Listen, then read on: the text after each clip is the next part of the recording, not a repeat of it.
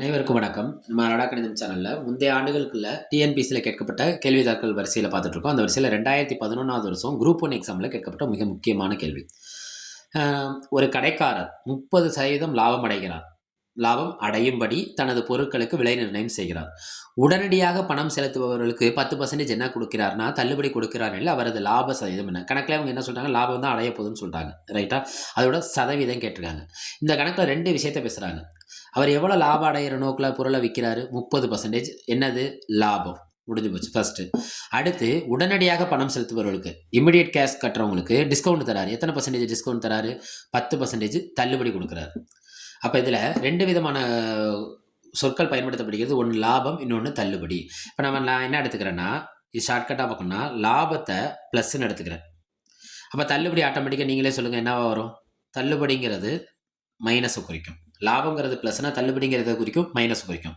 நம்ம ஏற்கனவே ஒரு ஷார்ட்கட் நம்ம சொல்லிகிட்டு இருக்கோம் நம்மளோட வீடியோக்களில். நீங்கள் ப்ளேலிஸ்ட்டில் கூட போய் பார்க்கலாம்.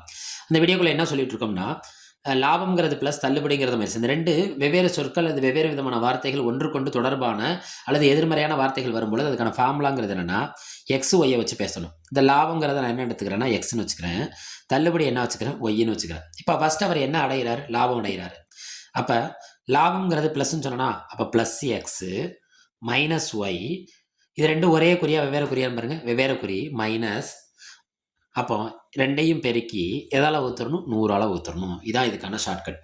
மறுபடியும் சொல்கிறேன், அவங்க என்ன கொடுத்துருக்காங்களோ ஃபர்ஸ்ட் லெட்டர், செகண்ட் சொல்லியிருக்கிறது செகண்ட் லெட்டர். லாபம்னா ப்ளஸ்ன்னு எடுத்துக்கோங்க, நஷ்டம் அல்லது தள்ளுபடினா என்ன எடுத்துக்கிறீங்க? மைனஸ்ன்னு எடுத்துக்கோங்க. ரைட்டா? 2ஐயும் பெருக்கணும். 2 வெவ்வேறு குறியா, அப்போ என்ன சிம்பல் வரும் இடையில? மைனஸ் தான் வரும். அதை எதால் வகுக்கணும்? 100ஆல் வகுத்துடணும். இப்போ கணக்குக்குள்ளே போவோமா? எத்தனை பர்சன்டேஜ் லாபம் அடைகிறாரு? 30% லாபம் அடைகிறார்.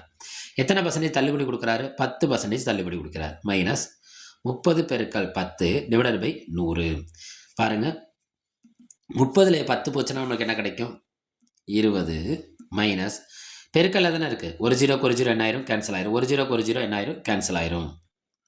3 பெருக்கல் 1 20 மைனஸ் 3 3.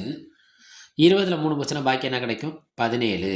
இந்த கணக்கில் அவங்களே என்ன ஃபிக்ஸட் பண்ணிட்டாங்கன்னா லாபம்னு சொல்லிட்டாங்க. லாப சதவீதத்தை தான் காண சொல்லியிருக்காங்க. இன்னொரு விஷயம், இந்த கணக்குக்கான ஆன்சர் நம்ம சரியான நம்ம தெரிஞ்சுக்கிறதுக்கு என்னென்னா, லாப சதவீதம் நம்மளுக்கான விடை என்னவா இருக்கும்னா பாசிட்டிவில் தான் இருக்கும். விடை என்னவாக இருக்கும்?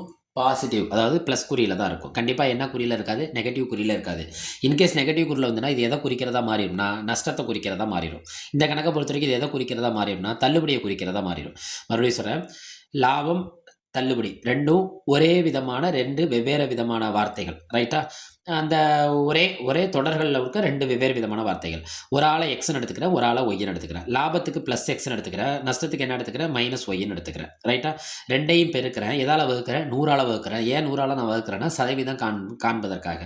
2 வெவ்வேறு குறிங்கிறப்ப plus into minus minus, plus into minus minus, மைனஸை போட்டுட்டு அவங்க கொடுத்துருக்க லாபத்துக்கான மதிப்புங்கிற இடத்துல 30 போடுறேன், நான் தள்ளுபடிங்கிறதுக்கான மதிப்புங்கிற இடத்துல 10 போடுறேன். அதாவது லாபத்தை நான் எக்ஸ்ன்னு எடுத்திருக்கேன், தள்ளுபடி என்னன்னு எடுத்து வச்சிருக்கேன்? ஒய்ன்னு எடுத்து வச்சிருக்கேன்.